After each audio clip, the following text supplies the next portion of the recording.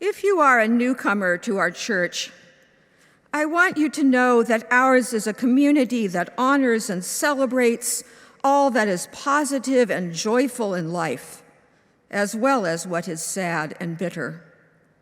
Our services often feature topics that are happier and less heavy than today's. They are not always as contemplative. In fact, this weekend is a fun and happy one for many in our congregation who are attending our first Memorial Day weekend family retreat since the start of the pandemic, a beloved and much missed annual tradition. Few of us truly observe Memorial Day, a holiday intended to honor the sacrifice of those who died in our nation's wars. It was originally created to honor Northern soldiers who died in the Civil War, the U.S.'s second revolution that ended literal slavery, despite the racist injustices that continued in the future.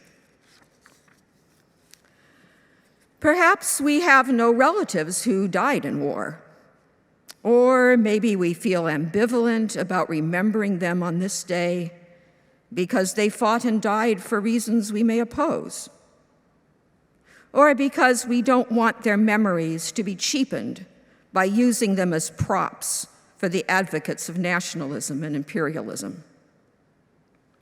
We may resonate with the solemnity of the occasion, but not with any intent to make killing and dying, usually for corporate profit, into a thing to celebrate, emulate, or advocate.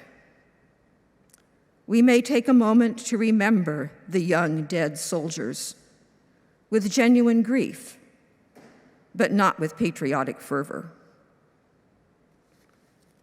There can be honor in risking death for a just cause, but not for an unjust one. There can be honor in physically defending oneself and one's family or community from lethal violence, even if that can mean taking lives ourselves. But there is no honor in killing or dying at the command of those who have shown in myriad ways that they don't care in the slightest about the survival or well-being of us or the vast majority of the world's people.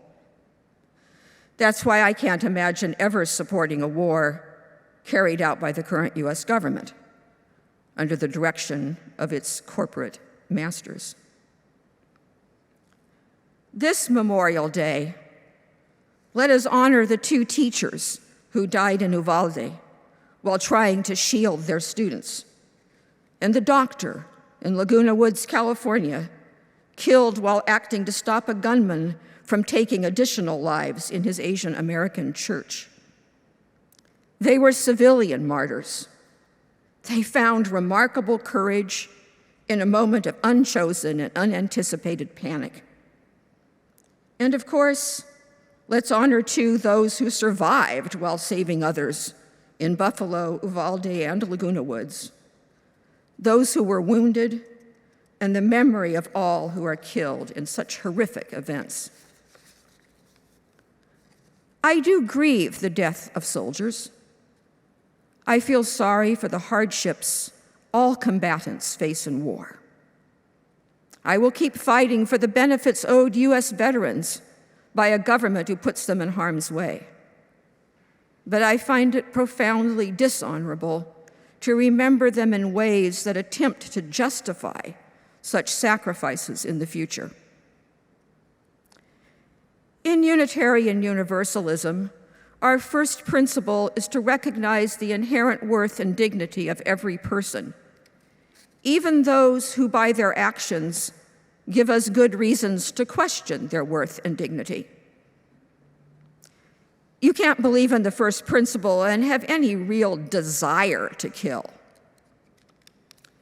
Yet desire is not the same thing as recognizing necessity. While an absolute pacifist might choose to die, or even let others die rather than to kill, that was not the position of such great teachers of nonviolence as Mahatma Gandhi or Martin Luther King.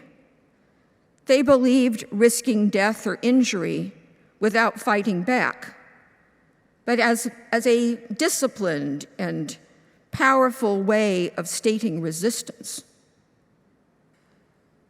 They also believed it was justified to take lives if absolutely necessary to prevent others from being killed. I share that belief, and I imagine many of you do too. Many years ago, I tried to kill a person in defense of myself and my family. I only slightly injured him, but enough to cause him to flee, which helped save at least 3 lives. Had he died, I imagine I would have been even more traumatized by this terrifying experience. But I doubt I would have felt any moral regret. All this brings me to ask, if we could kill, and I know I could, what exactly does it mean to be an advocate for peace?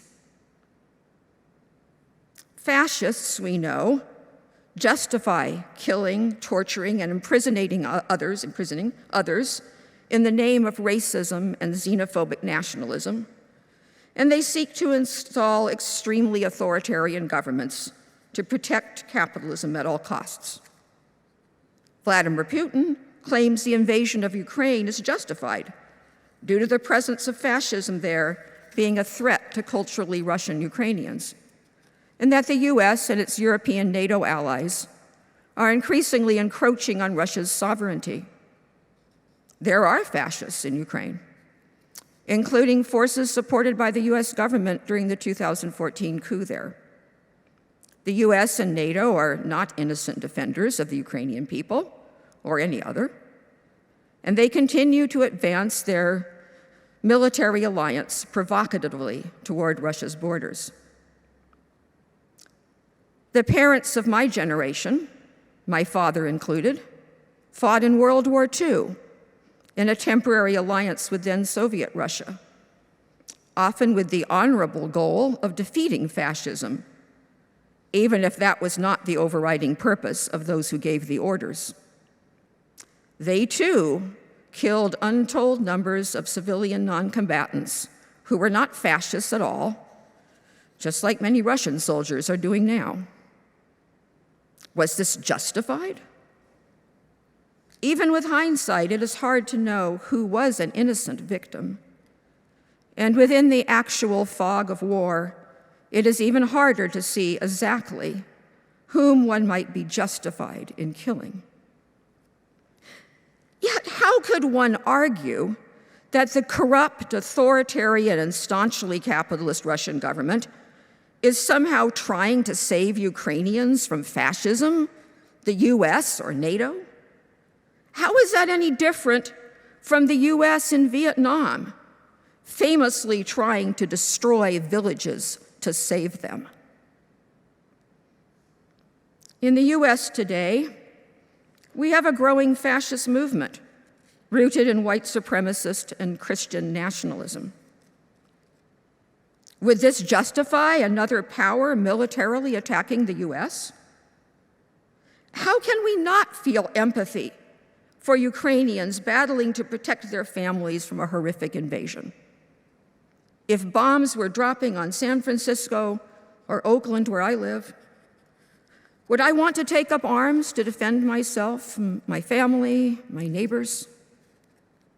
Though duly horrified and frightened by the prospect, I can only hope I would have the courage and ability to do so, or at least at my age, be able to help others who do.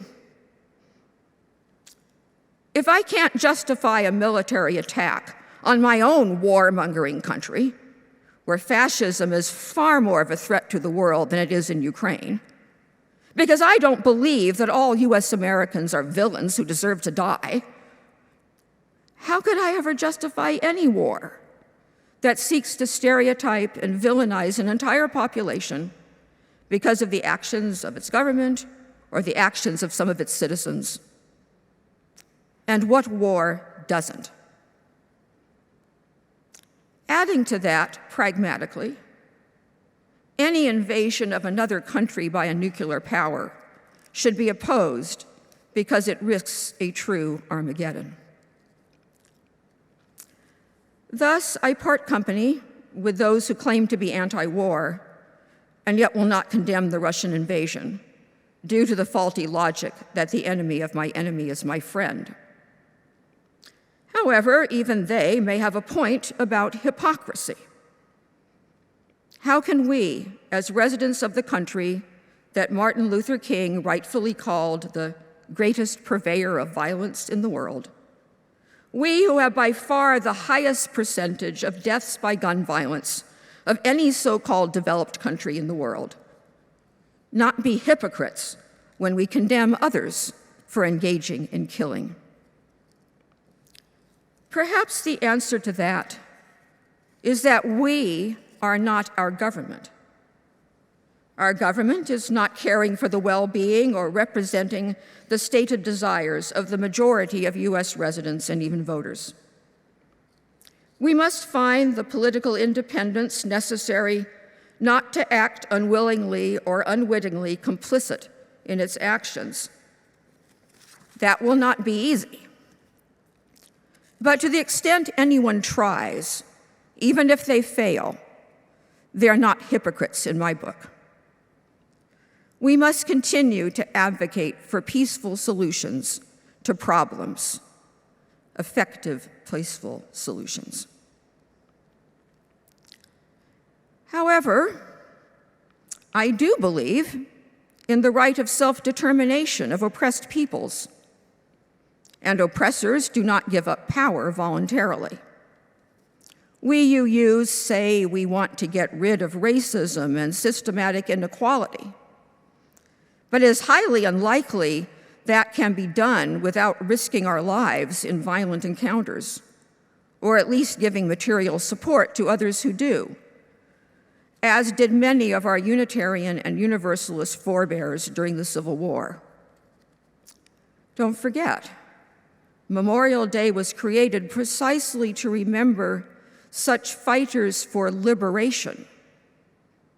Let us not be complicit in oppression because we lack their resolve or courage or empathy. Yet, we also know from painfully consistent historical memory that violence begets more violence. All too often, liberators become oppressors themselves, drunk from the power they have seized by force. We cannot minimize the tough choices we face ahead. There are no simplistic answers. None of us are exempt from wrestling with the angels of our morality. War is hell, no matter who initiates it or conducts it, and it is a lasting hell. It leaves a legacy long after cities are rebuilt and the graves of the long-forgotten dead become hidden under the weeds. War plants the demon seeds of divisions yet to come. It is said that those who fail to remember the past are doomed to repeating it. I would add that those who fail to remember the future are no less doomed. The future depends on the collective decisions humanity makes today. Thank you. Thank you.